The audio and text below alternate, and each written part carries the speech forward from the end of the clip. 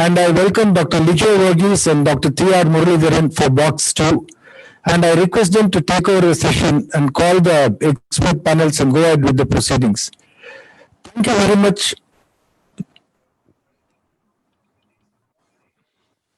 Thank you. Thank you, Dr. Selomani. It's a wonderful evening. Shall we start the box 2? Is all presenters available? Dr. Lijo, welcome. Yeah. My pleasure to have you. We'll straight go to the program. It's a tight-packed program.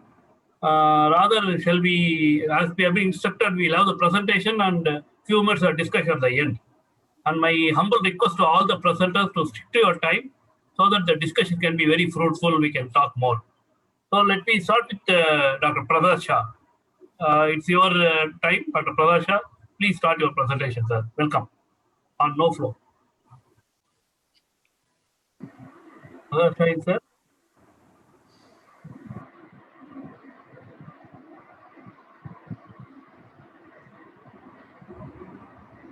Dr. Lijo, Dr. Prasad is there?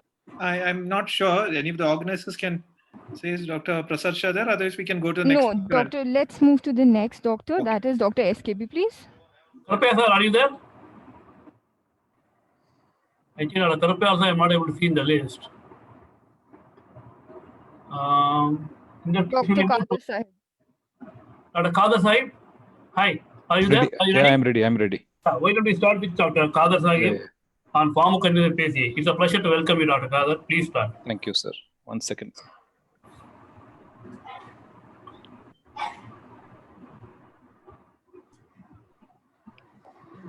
Are you able to see my screen, sir? Yes, you can see. Thank you, sir. Good evening. So for years, we've been having logarithms between thrombolysis and PCI. And at the end, we have found a common solution where both can hug each other. And we have found a pharmacoinvasive PCA where the patient, certain subset of patients benefits a lot. Now, whenever you discuss strategies for STEMI, either in India or abroad, there's either treatment strategy 1 where the patient goes into the cath lab for primary PCI, or treatment strategy 2 where the patient cannot go for primary PCI, and then he has to have a pharmacoinvasive strategy, lyse, and then being shifted to a PCI capable center. Unfortunately, in India, we also have a treatment strategy 3 where the patient undergoes only lysis. This is a considerable subset of patients. So only lysis, ultimately, it may be the patient choice who decides the outcome of the treatment in many subset of patients in India. We can't help it. So one strategy does not fit all countries, and we need to modify our strategies based on where we practice. Pharmacoinvasive PCI actually means full dose fibrinolysis, followed by transfer to a PCI capable center, and PCI is done within 24 hours of initial therapy. But mind you, but not less than 3 hours. So this was facilitated PCI. We're doing a PCI after less than 3 hours of thrombolysis, we had more bleeding. Here, most of the times is between 3 and 24 hours. But in Indian scenario, still the commonest thrombolytic agent is streptokinase. So we do not have Western data to know what is the ideal time to do PCI when we lyse the patient with streptokinase.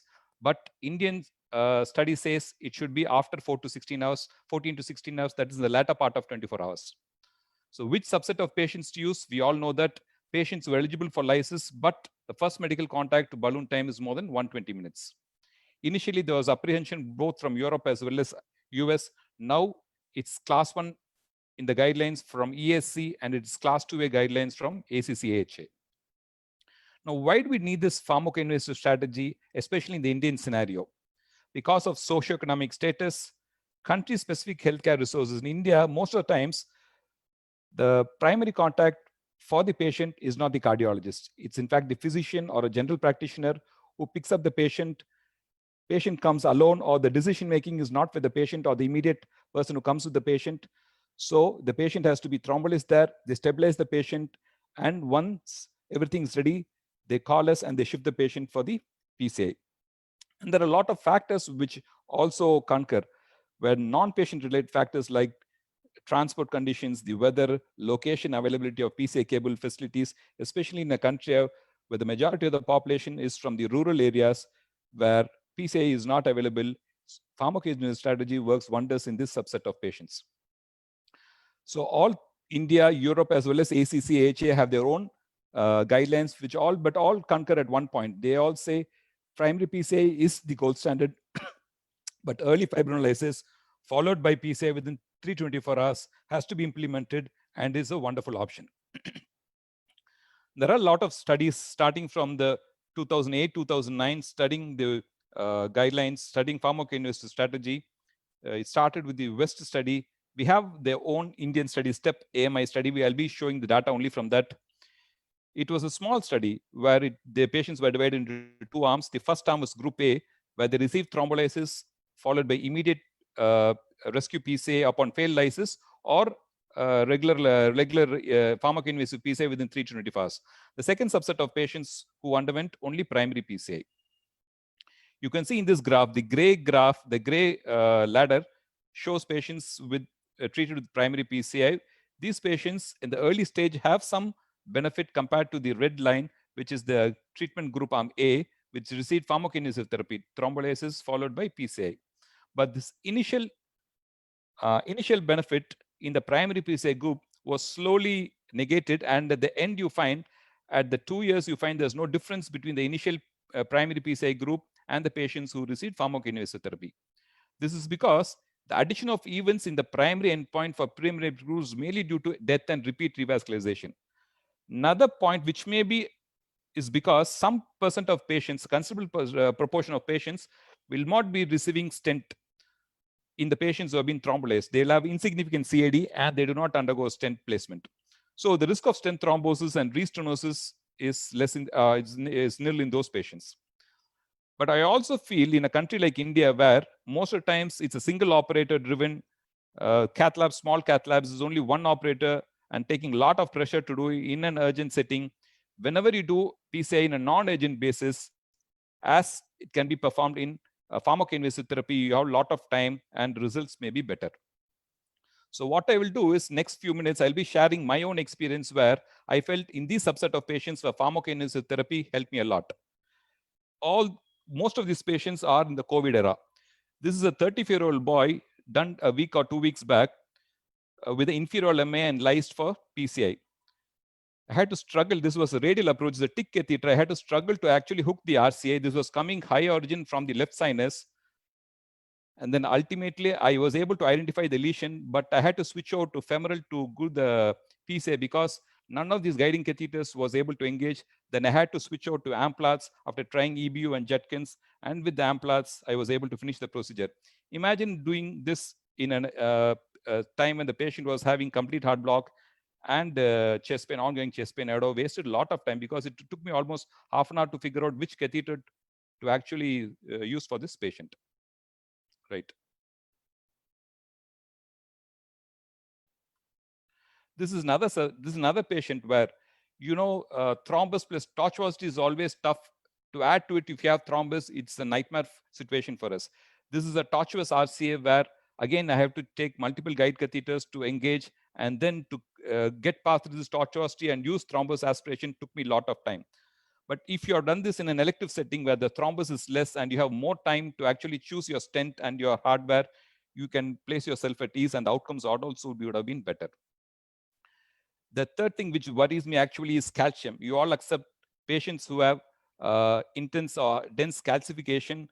The acute phase complications on table like abrupt vessel closure, poor stent opposition, dissection, or the long-term MACE events are higher. This was an 83-year-old man who had delayed presentation of anterior MI. You can see a dense proximal calcification at the point where it is occluded.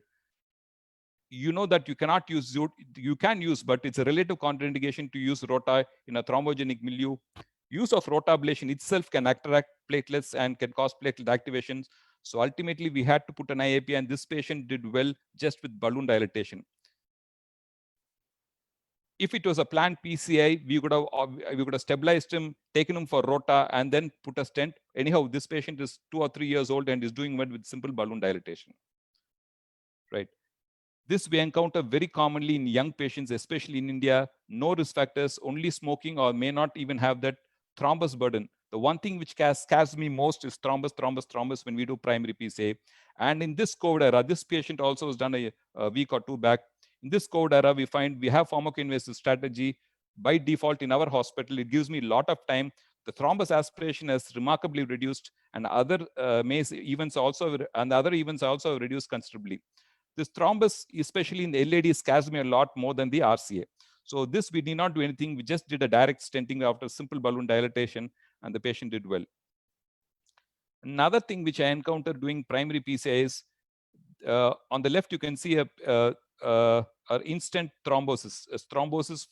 This was a delayed thrombosis. I did a stenting for this man in 2018, but at that time the vessel looked really small. It looked like a 3 or 3.25 vessel. I think I put a 3 stent or 3.5 stent. I can't remember. He came back again with the inferior LMI, was thrombolized and then taken up and shifted here for primary PCI. When I did the angio, I found this patient had a 4-size vessel, and ultimately we put a 4-size stent recently, and he was doing well. This is because of a lot of stent and vessel size mismatch because of hormonal activation, adrenal drive. In spite of repeated nitroglycerin, we failed to know the actual vessel size, and in conditions and in small tier 2 cities, we do not have intracoronary imaging. We have to go through our gut feeling, and we put a smaller size stent, and this man landed up with stent thrombosis, delayed stent thrombosis. And later, after thrombolysis, when they shifted here, then we did this angio, and we found this vessel was actually 4. When we compare, I don't have the old images, but when we went back and looked at the old images, I just put a 3 stent there. So this was another patient who came with anterior LMI thrombolized. He had failed lysis, so we were shifted here. So we put a stent, and subsequently aggressive post dilatation resulted in slow flow, hemodynamic deterioration, and requiring multiple inotropes and high oxygen support. To contrary, this was a friend of mine who proceeded again with anterior LMI. I just did thrombus aspiration and then waited for some time to see whether the flow was good. The flow was good, then I stented it. But for the fear of no reflow after post dilatation, I took him back to the cath lab only after a few days, because the stent boost showed not great stent expansion. So I explained to him about the cost. He was affordable. So I did the OCT, and then we optimized the stent, and you can find the stent, the difference between the proximal LAD after OCT stent opposition and just with thrombus aspiration and stenting. In India, we find this subset of patients coming with triple vessel disease. This was an inferior LMI. When we did the angio, we found he had RCA occlusion, but he was asymptomatic at that time. He was thrombolized and shifted here. Though the ECG had settled well and the RCA was 100% occluded, he was asymptomatic. This we see in India because the patient cannot afford 2 separate procedures. We had to shift him out of the cath lab. Since he was asymptomatic, we planned for an elective CABG. So we have to differ according to the Western guidelines. Now, certain few conditions which are very specific for India. The learning curve is very, very steep when you do a primary PCI. We do not have time. Most of the time, it's the youngsters who are guarding the institutes. When you do a primary PCI, you are less equipped staff. Your cath lab is sometimes it's only a mobile lab. Less experienced staff comes to you in the night. You may not have an anesthetist standby. There are a lot of things which increases your adrenaline. And to add on to that, you are the only cardiologist. After doing a midnight PCI, you have to come back the next day and see your OP on rounds and do the next day schedule of cath as well. And to the patient, sometimes it is difficult for them to arrange finances within few hours. If you give them a day, at least they can help. And in corporate hospitals, I need some backing up so that I know that the patient will pay at the end of the procedure. So what do we expect for an ideal pharmacokinetic therapy? What do we expect when the patient comes for? I expect something like this. This was a 37-year-old female with no risk factors, thrombolase for anterior LMI. You can see here, I want the thrombolytic agent to just open up the coronary artery so that the residual lesion is still there, and you can stent it, and the patient goes home well with normal or near normal LV function. This is in contrary to what I don't like. Is again a 38-year-old female, all done in the last 2 weeks. This lady was happy, but I was not happy because she was thrombolized. You can find the proximal lady has some 50 to 60 or 70% lesion. We didn't do anything, but she goes up with severe LV dysfunction. Most of the thrombus would have gone down, occluded the microvasculature. Though she has no stent, but I'm not happy because she goes up with severe LV dysfunction and we're not sure whether the LV will recover. So an ideal pharmacoinvasive therapy is one which just opens up the coronary artery to make the myocardium, to keep the myocardium viable till we do PCI, and the patient goes on with the normal or the near normal LV functions. So this is my own personal experience where situations where pharmacokinetic strategy comes in handy. Difficult coronary anatomy, anomalous origin, tortuosity, where you need time in your hands to do a good procedure. Calcified vessel, where I can't use rota. Extensive thrombus. Nowadays, I found after using this pharmacoinvasive strategy, thrombus aspiration is almost reduced, and this reduces thrombus burden, and the acute hemodynamic deterioration with no flow, etc., is remarkably reduced. Spasm is less, appropriate size stent chosen. OCT rota can be done leisurely and correctly. We may even extend by 1 or 2 days, but to get all these hardwares, and we can do a good job. Few patients do not require stenting following lysis, but all depends on how the LV is there. It gives an option for complete revascularization by CABG if TIMI3 flow is there in infarcted artery and the patient is asymptomatic. Right. So in subset of patients where the thrombus burden is very high and decision has to be taken quickly, you have some more time. You have time window is extended of up to 24 hours, and you can have more support, you can have more material, and you can do it leisurely when the patient is having hemodynamic stability, no symptoms, and you are also at ease. Thank you a lot. Thank you, Kadar. We'll move to the next talk. Can I request Dr. Sengotu to deliver his case, polymer hypersensitivity late occurred malabsorption. Welcome, Sengotu. No need to introduce. Everyone of us know Dr. Murli, Thank Yes. you. can we ask questions here? See, Yes, sir. We have been told to reserve all the questions at the end of it, sir. We can finish. Okay. cases and Okay. come. That's fine. Dr. Sengotu, the floor is yours. Thank you, Dr. So ACS related to polymer hypersensitivity late acute malapposition. So we know that late acute malapposition is quite an uncommon entity, but it's an important cause of stent thrombosis. If you look at the causes of stent thrombosis, particularly late stent thrombosis, the late persistent malapposition is one of the important causes of stent thrombosis, late stent thrombosis. So with this in mind, I thought I will show you an interesting case from where we learned a lot. We know that the stent malapposition, particularly related to polymer hypersensitivity, is more common in the first generation regulating stents. And in fact, we have seen a few cases with the Cypher stent and the Taxus stent. And today I want to show one case with the current generation, second generation regulating stent. So let me show the case. So this patient is a 53-year-old lady who had acute coronary syndrome with NSTEMI. Dr. Your screen is not shared. I see. Okay.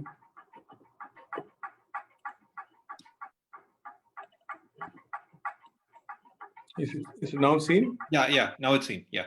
Okay. So late stent malapposition is an important cause of stent thrombosis, late stent thrombosis. So we know that late stent thrombosis is more common with the first generation regulating stents, namely Cypher and Taxus, but we do sometimes rarely see late stent thrombosis related to polymer hypersensitivity in current generation regulating stents. So this is a case, example of a patient, a 53-year-old lady with a history of NSTEMI and LV dysfunction. Angiogram showed, this was in September 2014, angiogram showed triple vessel disease. There's a tight lesion in the circumflex, LAD, and in the RCA, so all more discrete triple vessel disease.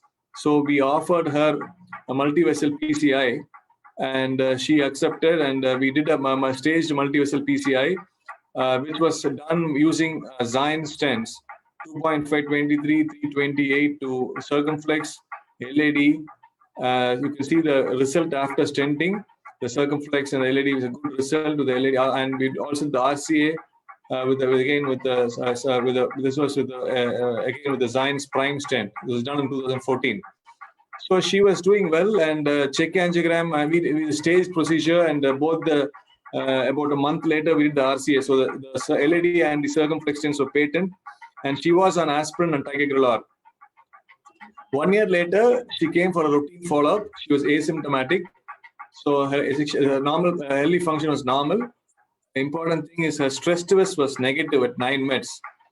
So in view of her multiple stents, we continued the DAPT, but we switched ticagrelor to clopidogrel and aspirin, and she was on aspirin and clopidogrel. But 10 days later, she came back with effort angina. And typical effort angina, even though the stress was negative, new onset effort angina, particularly after stopping, changing from ticagrelor to clopidogrel, we want to do a check angiogram. So we went and did a check angiogram, even though her stress was negative earlier, a few days back. So the angiogram showed, you could see that this is the angiogram. Again, one can interpret the right coronary stent looks normal. There appears to be a very tight lesion in the lady just above the stent.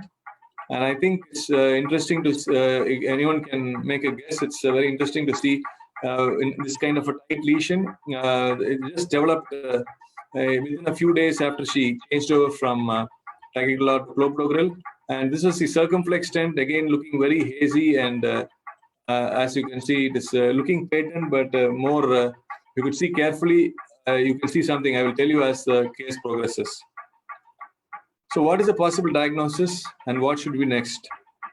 So what we did was we did an ultrasound IVS to the LAD, which actually, it was not a tight lesion. It was a huge thrombus, which was, you can see the thrombus. There was, the stents are here. There is a, you can see the large occurred malapportion. There is aneurysmal dilatation of the vessel. And you can see a thrombus protruding from the vessel into the lumen, into the stent area.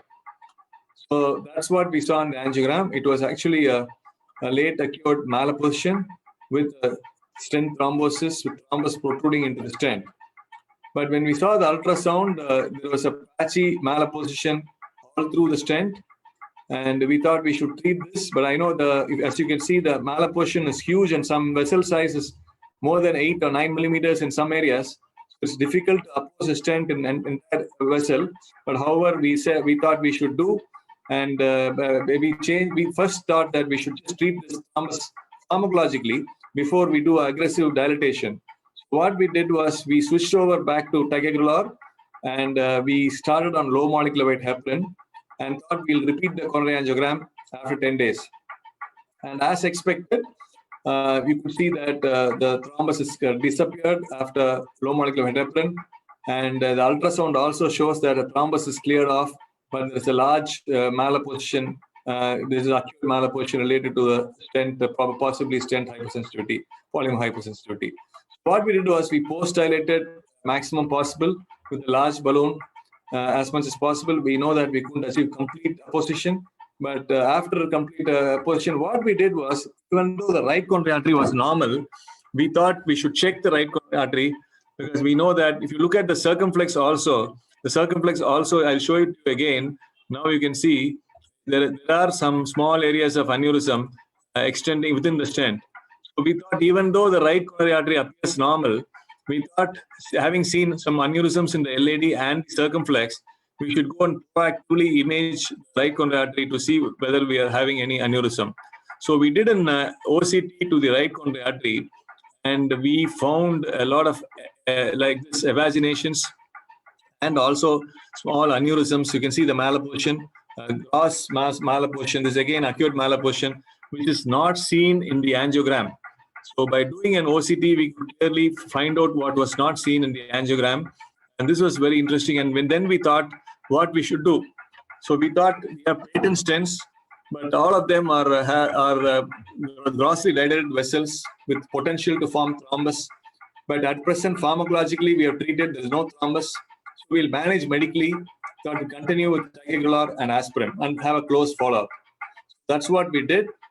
And 6 months later, she again presented with unstable angina. So, this time again, we thought she's probably developed a thrombus again. So we did an angiogram. Angiogram showed multiple areas of occlusion in the LAD, and occlusion, also some tight occlusion in the circumflex, very subtotal occlusion circumflex. However, the right coronary artery appeared to be normally flowing by angiogram. So we thought this is a good option, because at least now we can do a coronary artery bypass surgery and exclude the aneurysms. And maybe that may be a good option for the patient, because it's difficult to treat these late acute malapposition. So we planned a CABG, and we recommended grafts to OM, LAD, and the right coronary artery. Despite the RCA appearing normal, we told the surgeon that by OCT shows some acute malapposition and needs a graft. However, the surgeon, if he went for a bypass surgery, the surgeon grafted the LAD and the OM and was, however, not willing to graft the right coronary artery, saying that the right coronary artery looks good and probably the grafts will probably close. And the OCT image, in spite of telling us the importance of OCT image. So she, after the bypass surgery, she was doing well for 6 months. And later again comes back with unstable angina in November 2016. What happened after CABG? She comes back again. Whether it's a graft occlusion or a right coronary artery thrombus, this is what was our doubt. So we did a check angiogram. The lima was flowing very well, and the other grafts were good. So you could see the Y graft was very good. So next thing was to look at the right coronary artery. Again, right coronary showed a tight lesion. And as expected, the same area where we saw late acute malapposition, there was a lot of thrombus, as you can see in this ultrasound IVUS image, where there is a stents looking well opposed in this area. As we move more proximal, now you can see a huge amount of malapposition and the presence of thrombus between the stent and the vessel. So clearly, we are dealing with the problem now. Already, the right coronary is not grafted. There is a huge amount of malappositions. How do we do this difficult situation? So we thought of various options, and only way how do we exclude this aneurysm? So only way we thought whether we can consider using another drug-eluting stent or a covered stent or a bare metal stent. We thought the bare metal stent may be an option, considering that the bare metal stent, if it forms if there is a layer of endothelium which grows over the bare metal stent, and possibly the bare metal stent will exclude the aneurysm. That was what we were thinking at the time, and we decided to do a bare metal stent PCI. So this is again we did a 3 into 29 millimeter Vision stent that was available at the time, and this was a long stent. We covered completely. And this was the final result. With we tried to post dilate aggressively to make sure there is a good apposition to maximum extent possible, and this was the result. So after 6 months, she was asymptomatic, but however, we thought we should do a check angiogram and see how the right coronary artery stent is with both angiogram and OCT. And the right coronary, this was after 9 months. And the grafts were good at 9 months. The lima was flowing well. But the interesting thing is the right coronary artery, which we saw there was some late loss, but good patent stent with good flow. So, but we thought we should do a OCT to see what has happened. And very interesting to see OCT. As expected, the bare metal stent did a fantastic job, where it caused late loss as well as it completely sealed off the aneurysm. As you can see, the bare metal stent has caused some amount of neointimal hyperplasia, but not to the extent of instant restenosis, which has really caused complete exclusion of the aneurysmal segment. So finally, we succeeded in this patient with the use of bare metal stent in spite of her multiple admissions for acute coronary syndrome. So to conclude, hypersensitivity to durable polymer stents can cause aneurysms, though it's more common with the first generation stents. Sometimes we can see it also with the current generation stents. So imaging is very crucial, particularly IVUS to identify the late acute malapposition, and OCT also helps in diagnosis. And in this case, right coronary aneurysm was seen by OCT and was not seen by angiogram. And interestingly, the bare metal stent was a rescuer in this case, and the bare metal was shown to heal rapidly and solve this recurring problem of stent malapposition. So thank you for your final listening. Thank you. Thank you, Dr. Sengotil, for your good talk. We'll move on to the next case. Is Dr. SKP here? Yes. Yeah, you can start with your case. Yeah. Thank you.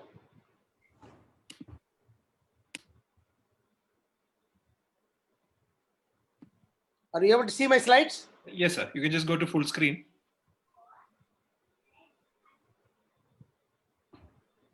Yeah. Thanks for the opportunity. And the topic given to me was when to defer stenting or avoid stenting, maybe. I'll just focus on two patients, one post-COVID patient, another non-post-COVID patient, mainly with huge thrombotic burden, had MI, ST elevation MI, and should we stent such patients or not? That's what I'm going to focus on. Case 1, 57-year-old gentleman, he is recovered from COVID 2 weeks. Post-COVID 2 weeks, he presented with acute inferior MI. Naturally, ST elevation MI, he was sliced in the peripheral hospital. No major risk factor for CAD. Echo showed confirmed inferior hypokinesis and it showed mild LV dysfunction, EF of 45 to 50. All blood parameters, everything was normal. Renal and other blood tests were normal. So that was the left system. Basically, short left main, mild disease in the LAD and circumflex, and possible some disease in the diagonal, significant disease in the diagonal. You see the RCA, it's a big thrombus there. In fact, this was taken 2 days for the first angiogram. First angiogram showed quite severe plaque burden in a big dominant RCA. This picture was taken 2 days after giving Tirafibon. Patient was clinically very stable, hemodynamically stable. So we gave 48 hours of Tirafibon and repeated the angiogram. The repeat angiogram showed obviously non-occlusive thrombus. So how to deal with this? Should we go and stent it or should we do anything else? So we decided to do an angiogram. 55-year-old gentleman without any cardiac risk factors and post-COVID, which being a highly thrombotic state.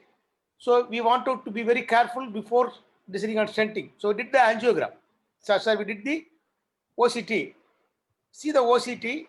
So mild plaque, fibrofatty plaque, and when you come to the lesion area, there's not much plaque.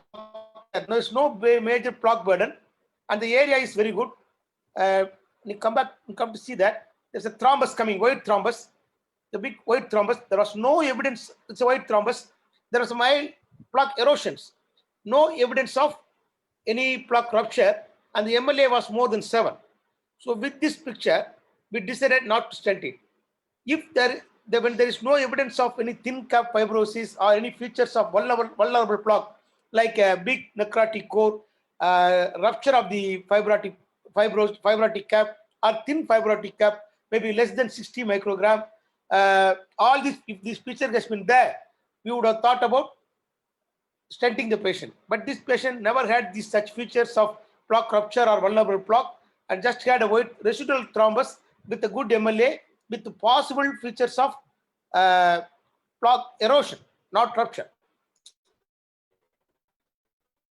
See I call it VSUR because we could not clear the thrombus fully, but there are some clues as to say that it is not a plaque rupture, it is only a plaque erosion. The clue is that you see the EL to L very well, almost throughout the vessel. That is probably indicative of rupture, probably plaque erosion with the thrombus formation. So in this case, I avoided stenting the patient, doing well in the past 3 months post-review. Of course, with the post-COVID situation and absence of CAD risk factors and such a big thrombus burden, I put the patient on newer oral anticoagulants for the next probably 12 weeks, Abiximab 2.5 milligram BD. Case 2, young chap, 30-year-old chap, presented with ST elevation, anterior MI, obviously lies again in the peripheral hospital. Again, obviously being young age, no major risk factors, no family history.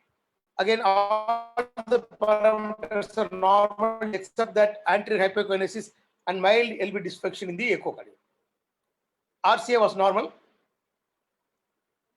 You see the LAD, that left side, there is some definite osteoproximal lesion. The narrowing of the osteoproximal area, possibly maybe 30 to 40%. You won't say it is very critical, maybe 50%. Okay. Again, 29-year-old osteoproximal LAD lesion.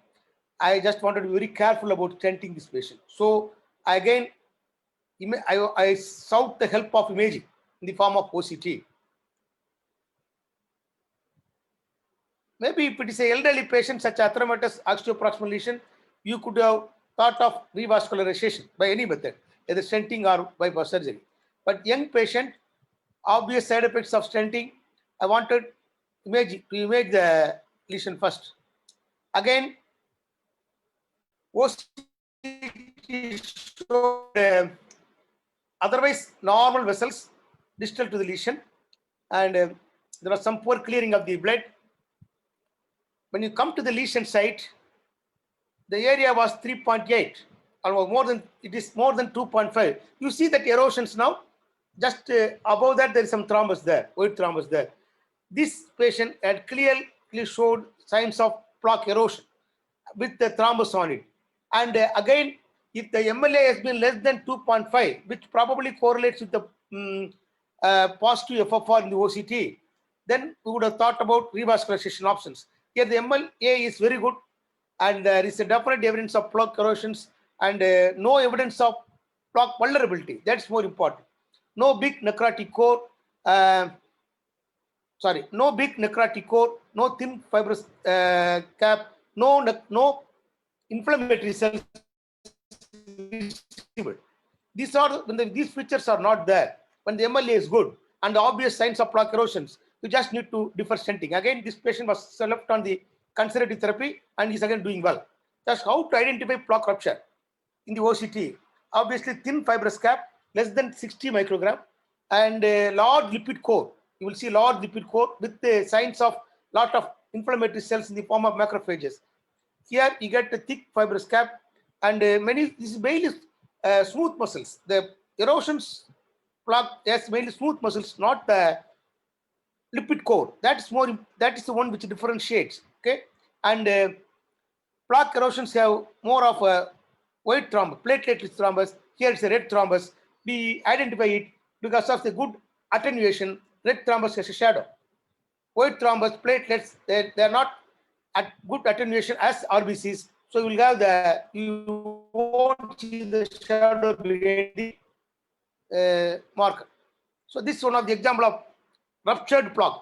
You see the fibrous cap at 9 o'clock position, ruptured fibrous cap with underlying necrotic plaque. You see the hypodense shadows, the necrotic core. These are the plaques which need attention in the form of either stenting or for any form of revascularization. If these features are not there, if the fibrous cap is thick, more than 70 microgram, no necrotic core, you can avoid stenting. Thanks for listening. Sure, Thank Dr. you. Murali, Yeah. pleasure to listen to your talk. Now we will move to the last talk of the day. I request Dr. Rangendra Bhupati to share his screen and start the presentation. Then we'll move for discussion. Welcome, Bhupati. Sure, sir.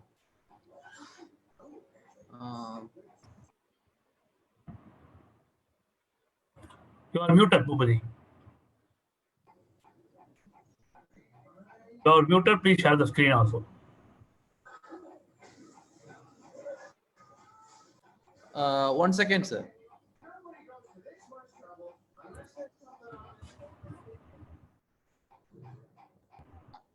Can you see my screen, sir? Yeah. Hello? We can see. So yeah, thank you, Lujo. Thank you, sir.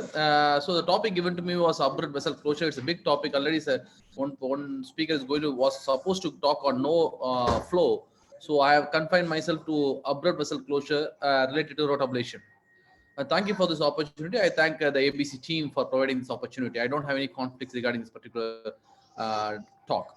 So this patient is a 66-year-old male, post-cabbage patient, presents with class 3 angina. He is a ESRD on intermittent hemodialysis. He also had a history of prostate cancer for which brachytherapy was done, and he underwent angiography. He's already on maximal medical therapy. This is the EKG of the particular patient, which show, let's go with angiography. This is the particular patient's angiography. It's a grossly calcified angiography of a right coronary artery system with diffusely diseased RCA. He's having class 3 symptoms and he's on maximal medical therapy. He had a patent lima and he has patent SVG2OM. The graft to RCA is gone. The plan was to proceed with the LV function was something around 35 to 40%. Plan was to proceed with the root ablation guided PCA to RCA. So this was even the wiring the RCA was pretty difficult. You could appreciate the we had the kind of gritty feeling even with the floppy wire, which is our routine workhorse wire is run through extra floppy NS. If there was significant difficulty even to get the wire all the way down, once it's all the way down, then we swapped it to a fine cross, and a rotor floppy wire was placed. The distal lesion was burred with 1.25. This is the angiography after immediate rotablation. Then we upgraded it to 1.75 burr. This is the final polishing run of the 1.75 burr that all the way goes to the ostium of the PDA.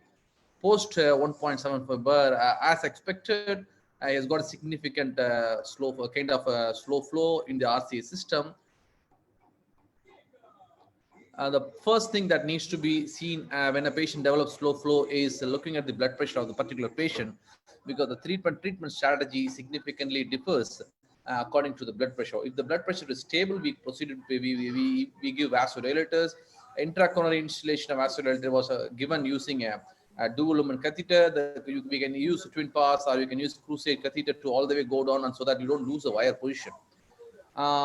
Later on, the lesion was serially dilated with 2.520 non-compliant balloon to both the proximal and distal. This is the angiography. Then we proceeded with dilating the lesion further with the NC balloons. In order to take even an NC balloon, we have to utilize GuideZilla so that we can go all the way down. We deployed a 2.75 38 millimeter synergy stent in the PDA, extending into the distal most portion of the distal RCA across the PLB. Later on, post-dilatation of the stent was done with 3.25 NC balloon. Sorry about that. Yeah. So this is then with the same 3.25 balloon, the proximal RCA lesions were serially dilated. Proximal and mid RCA lesions were serially dilated. This is the shot after stenting the distal RCA extending into the PDA. Got a severely ectatic vessel with significant amount of calcium. We thought of we need a good amount of predel. It's actually a 6O kind of vessel. We took a 5O balloon and dilated the lesion with the 5O balloon, both here in the mid distal RCA junction and in the mid RCA level. Later on, a 5028 stent was deployed nominally overlapping with the distal portion, and then the balloon was pulled back and it was went up to a higher pressure at 1416 in this particular mid RCA segment. The same balloon was used to dilate the entire mid RCA segment. We stented. We also deployed a 5012 synergy stent in the mid RCA segment in the proximal RCA, proximal to the second 50 stent. This is the angiography after deploying the stent. You could appreciate a significant amount of slow flow, all because of a kind of muck there in the RCA. It's something around 14-year-old cabbage. So again, a lot of pre-dilatation, lot of post-dilatation was done. We used a 5.5 balloon. After 5.5 balloon, even the flow further worsened. The patient his ACT was something around 300. He's already on aspirin. He was loaded with the clopidogrel because given a history of cancer with one episode of a hemorrhoidal bleed a couple of months before, we didn't load with the ticagrelor. So he was on aspirin. Clopidogrel ACT was always maintained more than 300 at this point of time. Yes, we have already treated him with the tirofiban. His pressures were stable. Still, for every episode of slow flow, we treated him with the intracoronary vasodilators. This is the final shot of this particular procedure after deploying 3 stents, 2.75 to 5 stents. Kind of TME2 flow was established.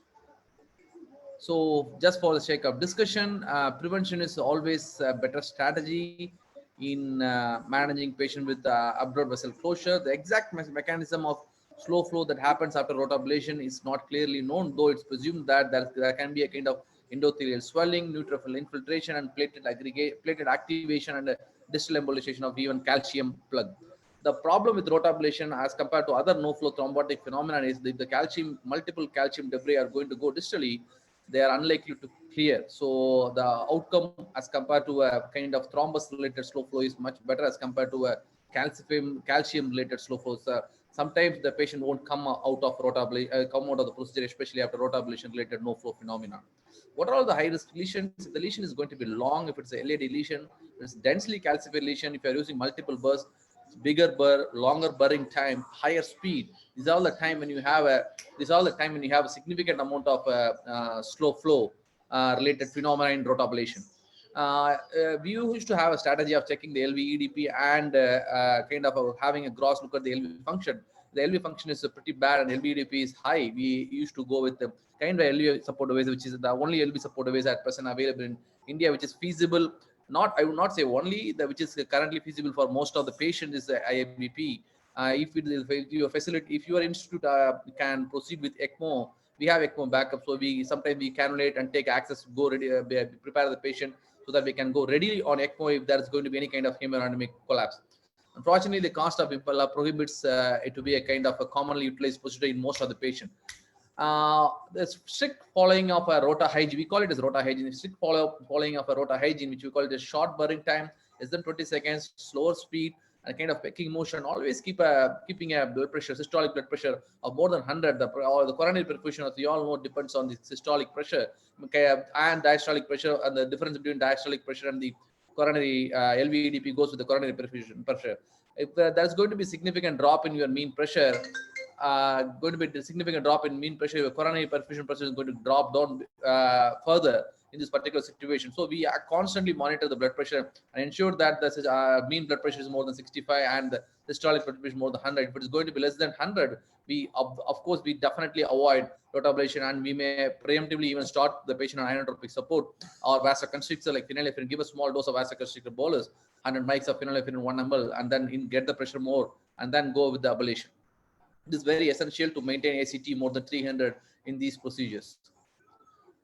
So how to treat AVC? As I told earlier, AVC can be because of distal dissection, can be because of distal embolization of platelets, or kind of thrombi or muck from calcium. The treatment depends on the particular cause, what is being suspected. If you have imaging, that's the best modality to use. Unfortunately, the hemodynamic decompromise that happen after AVC may not allow most of the operators, may not allow most of us in the particular time to think what kind of imaging should we use. If you are not sure, take a twin pass kind of catheter and then inject all the way distally. Ensure that it is only microembolization related phenomenon. If there's kind of no flow phenomenon that starts after a mid RCA stenting, and take your microcatheter all the way to the PDA ostium and then inject. If the flow is going to have TIMI3 there, that means the problem is because of the stent that has been placed. There might be dissection extending all the way from the distal edge of this mid RCA stent. Then treatment is stenting. If there is no flow in the distal circulation, then we have to give all the kind of GP2B3 inhibitors, vasodilators. If the patient is in hypertension, then the ballgame is completely different. We can't do any kind of vasodilators. At this point of time, there are two schools of thought. One school of thought says phenylephrine, and one school of that states that you can give intracoronary adrenaline, a bolus of 50 microgram, kind of repeat that, go up to 150 to 200 microgram. So one famous teaching is if you give adrenaline in a patient with acute coronary syndrome, even with slow flow, the chance to have a VF is significantly higher. So be prepared, keep your team alerted in this particular situation. So acute vessel closure, identify the cause. If it is dissection related, stent it. If it is a distal embolization related, then treat accordingly depending on the blood pressure of the patient. The available drugs include SNP, nitroprusside, and nicorandil. If the patient is hypertensive, then phenylephrine and epinephrine is the choice for us. Providing a patient with the LV support device at the end of the procedure actually decreases the afterload. Though it has not been shown in randomized study, in clinical practice, it's not an uncommon procedure to put some kind of support for the patient so that we decrease the myocardial ischemia related to afterloads. With this, I would like to conclude my talk. Thank you. Thank you, Bhupati. I think there are no more talks. We can open the discussions. I welcome the experts who are with us, Dr. Manoj, Dr. P. Sharath, and Dr. Naik, Ramdas Naik. I saw him initially. Hope he's there. Maybe we can switch on videos also. We can have a lively chat. Welcome. A couple of Hi, Ramdas. Okay, one first question to is to Kader. I suppose he was talking about pharmacoinvasive. So two things in this. One is socio-economic, you said. See, one issue comes is you thrombolize with the newer generation, which is going to be tenecteplase or TPA. You are going to add to the cost. Pardon? It's costlier than the stent now. Yes, it is costly, I understand. So it will be one issue. Second, you thrombolize in a periphery, and if the patient is doing good, this patient never comes to you, and this patient may be lying there, he may go into akinetic state, and one particular day, he may come with a VT. So this is another thing which you said, in a periphery, a physician thrombolizes him. He may not see the light of the day to a cardiologist at all, unless he has a VT with akinetic myocardium there. Third one is, as you said rightly, in a place wherein a single operator, a small center, wherein you have to run your OPD next day. I fully agree that that is the only place wherein you can thrombolize. And what are you going to thrombolize it? Is if it is streptokinase, we all know that streptokinase only opens 50% of the time it lyses. And it will be again painful if it doesn't open and the patient continues to have chest pain. And we all know that doing a PCI immediately after streptokinase within 3 hours, the risk of the mortality is very high. So by and large, if you are not alone, I think pharmacoinvasive is not a great strategy at all. I will still 100% go with primary angioplasty than going with for pharmacoinvasive. Yes, sir. I would just like to add my view, sir. In our hospital, only during COVID, pharmacoinvasive has become the default choice because we have a strict protocol. We have limited staff. So without doing RT-PCR, we don't shift the patient to the cath lab. So before that, before 6 months, primary PCI was the default treatment strategy. This pharmacoinvasive strategy, I'm referring to other hospitals, patients who shift, or the physicians who shift the patient, they thrombolize and then shift. So we are helpless. So once we receive the patient, whatever they are given, we have to accept it and then take it forward from there. I think, Kader, Yes, I sir. think it was good to hear from you on the pharmacoinvasive, which is an upcoming option, particularly in a PCI non-capable center, and also with PCI capable centers also do this approach for want of cath lab being engaged, and also the physician is not in the right time frame to intervene for a reperfusion. So, but for that, I think the treating physician or the family physician or the consultant physician who is treating the patient with pharmacoinvasive approach with the fibrinolysis initially should be well educated to understand the efficacy of thrombolysis and see whether the ST segment resolution has happened, the pain is resolved. Of course, the pain can be resolved because of the completion of the infarction by itself. But more important is to look at the dynamics and also the ST segment resolution in about 60 minutes to 90 minutes. So it's not that the physicians can just give a bolus dose and then forget it and come back after the next 12 or 24 hours and then try to refer the patient. But I think any patient receiving thrombolysis should be looked for an immediate resolution of the ST segment, the pain, and also the hemodynamic stability. And these will be a continued part of the education where the pharmacoinvasive approach is consistently or systematically applied. Also, it is important to find out the optimal time after the fibrinolysis when to intervene. We have a time frame because based on the transfer AMI and all trials were 3 hours to 24 hours, but it's not necessary that it should be 3 hours. It can be done even 2 hours. Transfer AMI they did within 2 hours. It's important to look at that aspect also. We still do not know which is the optimal time. So it all will be guided by the clinical resolution. If you have a large burden of myocardium, particularly in anterior wall MI, I think one should go early even after the thrombolysis. So thrombolysis and then you transfer the patient. That is the job should be conveyed to the physicians. Yeah. Fully agree, sir. Yeah. Fully agree. I usually educate them on which cases to transfer early, like patients with hemodynamic instability, higher clip class, large area of myocardial burden. I usually ask them to send irrespective of time it takes. Because even this subset of patients, even it takes more than 90 minutes, patients with cardiogenic shock, heart block, they do well with primary PCI, even if it takes more than 30 or 40 minutes than the recommended time. So my close referrals usually follow what we say, but unfortunately, when we receive the patients, we have to take it from what they have done. I think in the, hello? Yeah.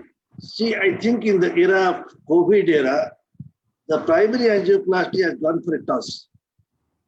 And most of the patients, most of the hospital where we have the facility for primary angioplasty, But most of these patients, when the acute MI comes, they are preferring to do thrombolysis. So eventually, the pharmacoinvasive therapy is becoming more and more common, even in patients where the hospitals where all these patients are available. Timing is mainly because of logistics. Many of the hospitals are insisting that COVID test has to be done. So the definition is changing. In fact, we have a standard in Apollo that calculate the management calculate the door to balloon time.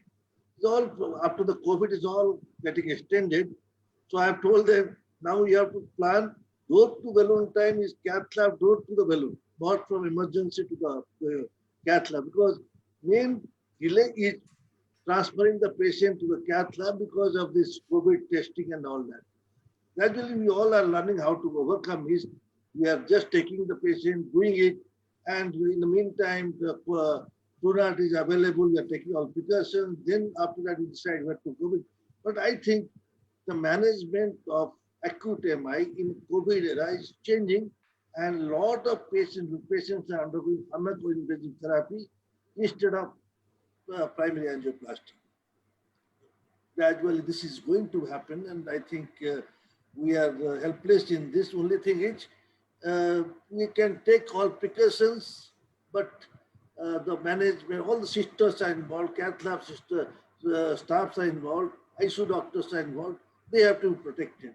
So this has to be kept in mind. I think a very good topic on pharmacoinvasive therapy. I think we should, we feel, and all of you must be feeling that the trend in COVID era is for more pharmacoinvasive therapy. Yes, sir, that's rightly said, sir. I think most of the hospitals in this COVID era are following this pharmacological therapy. Only issue comes when you have to do a rescue PCI or a VIP patient comes in, which you have to do with a PP suit or something like that. But certainly, I think of late last 6 months, most of the places have revisited thrombolysis more often than it was before. And pharmacoinvasive PCI has been the way forward right now. It's not ideal, as we discussed. I mean, not the best we know, but in the current scenario, I suppose it's relevant. That's what Dr. Rath was saying to say. I think first 3 months of the COVID area, 3 to 4 months, it was more pharmacoinvasive. Last 2 to 3 months is again more and more hospitals. The primary angioplasty is picking up slowly. It's because hospitals and staffs are getting geared up how to handle these COVID patients. And in COVID era, they are not basically COVID patients, but they're going. But trend is always in this time is pharmacoinvasive. Exactly, sir. I think now we have all these antigen tests which come up within 20 minutes of time. So if the antigen is negative, that is the time we go in and take it for the primary angioplasty with full PPE kit. And within 2 hours, we get the RT-PCR. By the time you finish your primary, you get back into the CCU itself if it is negative, or else you go to the COVID zone or COVID suspect zone. So this is how exactly the management this is exactly how it is being followed. But this takes 2 to 3 hours. Within that time, you have already finished the procedure and then decide where to shift the patient. That's the thing. And regarding, I think this, I saw, I think, 2 cases of young MI with clot in COVID area. Actually, I am not sure whether those patients are COVID negative or COVID positive, because OCT showed minor disease and mostly the thrombotic lesions. And I think it was shown, by Karupaya. One of them was a post-COVID survivor. Both were, one of them was post-COVID, but 2 weeks post-COVID, the test was negative. Another was nothing related to COVID, young patient. Karupaya, 2 questions. One, what was the thrombolytic agent which was given to your first patient, COVID patient? You said lysed. First, ritoplase. Second patient, streptokinase. Okay, the first, the young COVID patient got ritoplase, and there was still thrombus inside, which you didn't show your first angiogram. Yes, and you said 48 hours of tirofiban was given. Don't you think it is going to cause increased intracranial bleed or something? Didn't you think of risk of that? And second thing you did was you gave Apixaban 2.5 milligram twice daily. I don't think that is a recommended dose. Is it a recommended dose? I have no idea if anybody can give. Generally, when you are giving Novak, you are supposed to give the full dose, that is 5 milligram BD. Is there anything indication in this particular thing in coronary? Rat sir can give us insight on this, because 2.5 milligram twice daily in a thrombotic lesion, I have no idea about it. I think we are supposed to give a full dose. Is it okay to give half dose in the COVID? The setting Yes. of the setting of positive COVID. case. Yes. The setting of COVID, when on discharge, when the D-dimer is high, some patients develop this thrombus. Some small trials suggest in China that those patients had half the dose of near oral anticoagulants in the form of abiximab 2.5 BD for 3 months. They showed lack of recurrence of thrombus and other. There is a small study. On that basis, there is some recommendation of the dose of near oral anticoagulant on top of antiplatelets and other standard therapy for ACS. So this I think the Rituximab was good for recommendation when you COVID have and not got for coronavirus. already thrombus, evidence of thrombus, I think recommendation is full dose. Yeah, so the recommendation is simple. For Novavax, there is no strong, clear-cut guideline for COVID patients per se. What is the dose to be given? As Karupya said, smaller studies, we do use rivaroxaban also, but that is for patients who have got high D-dimer value. We are worried about thrombotic reason. But in acute coronary syndrome, so far among the drugs, the only drug being tested, that too there's so much of controversy. Jayapal is with me about use of thing, but rivaroxaban is the only thing that is tested. Some of the trials in that is in coronary, chronic coronary syndrome, ACS few smaller studies. But if you are giving apixaban, full dose, I agree with Ramdas, give it 5 mg BD unless 2 out of 3 criteria, that is age above 80 or creatinine more than 1.5 or weight below 60. Any 2 of these 3, you can give 2.5 BD, otherwise 5 BD. What do you think, Jayapal? Is there any change in that? You're mute, I think. You're mute. Sir, Murali sir, I have a small issue, sir. This 2.5 milligram BD is not as a treatment dose. They're given as a prophylactic preventive dose. So the preventive dose is 2.5. For prophylaxis, is 2.5 BD. To prevent what? Vascular thrombosis. Vascular event, thrombosis. There is no proof for that. There is no data for that in COVID patient. But for acute coronary syndrome, there are some data. When you are worried about it, you can give rivaroxaban, the only thing that is tested by few trials. But they are recommending in chronic coronary syndrome with high thrombotic risk with clear-cut guideline. But then also they recommend mostly this 2.5 BD of rivaroxaban, not 15 and 20 milligram.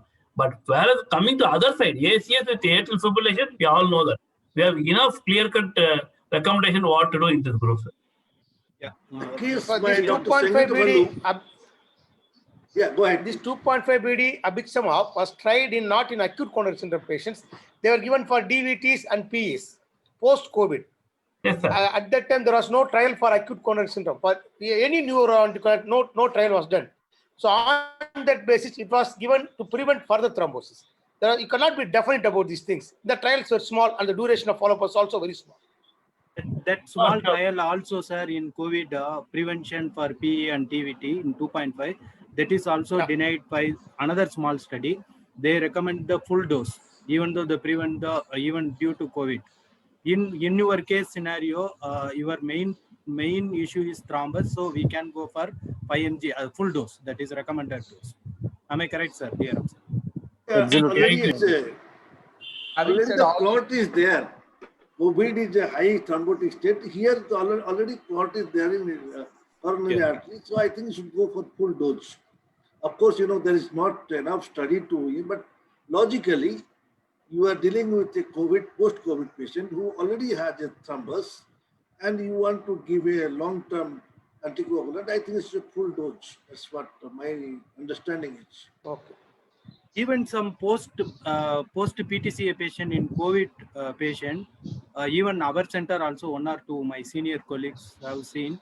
So some stent thrombosis without reason. And cardiologist also started telling one of my patients are stent thrombosis for last 2 to 3 months. My numbers are high. Most of my colleagues are.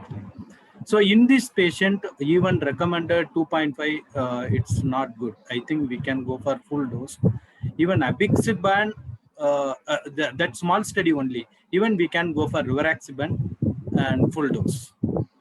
Anyway, this is a new disease, new complications, and guideline will take time. But you have a physician's options, your own. I think for me, I'll give a full dose, but you can have your own. I think logically you should give a full I would humbly disagree, sir. I would humbly disagree. I will partly agree, partly disagree.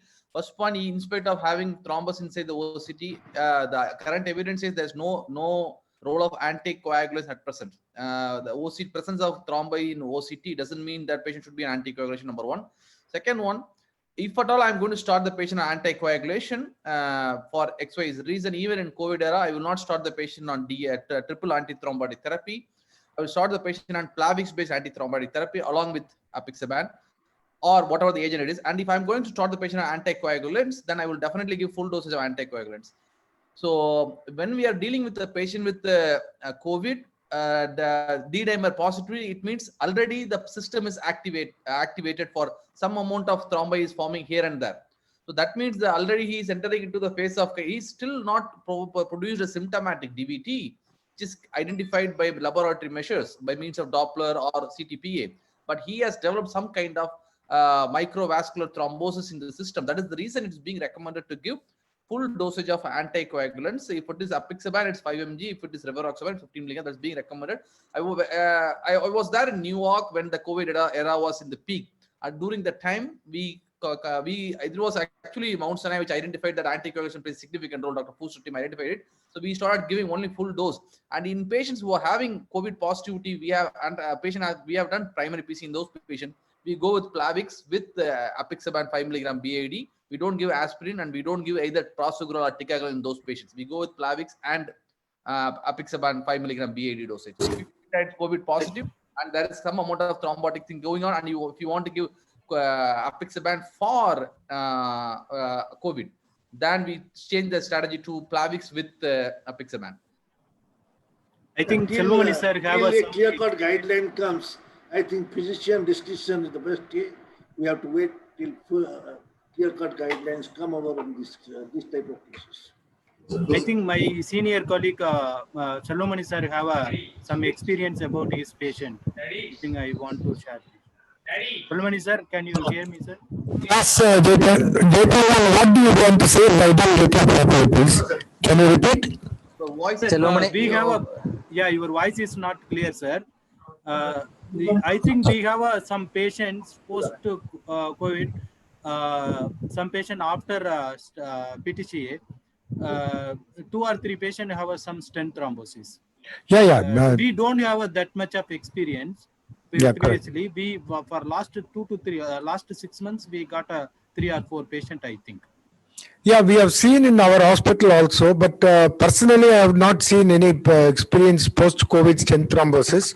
But we had a lot of patients with post-COVID coming with MI, but no atherosclerotic lesion, all recanalized LAD. That experience is high. And of course, some of our cases, like we had 3 or 4 cases of stent thrombosis suspected to be due to COVID. So that is there, but we are not very sure whether it is only COVID or some technical issue or some other factors. So, but it was a very great discussion, right, especially in acute coronary syndrome, what you people were discussing, especially pharmacoinvasive, primary PTCA, and all the current important issues that what we were having. And even the antithrombotic Novak discussion was also very interesting. And Murli sir gave us a very good input that what we should, although, and PC Raj sir also has said that unless we have a strict guidelines, it's all physician's discretion. And it was really great listening to all here. And Lijo Verghese, he has given a very good input and contribution in this discussion. And having said this, and today, the day 1 was a great day. There were 4 high-profile lectures, 1 highly informative live case, and 10 exciting case discussions. And we had close to more than 560 attendees today in the conference.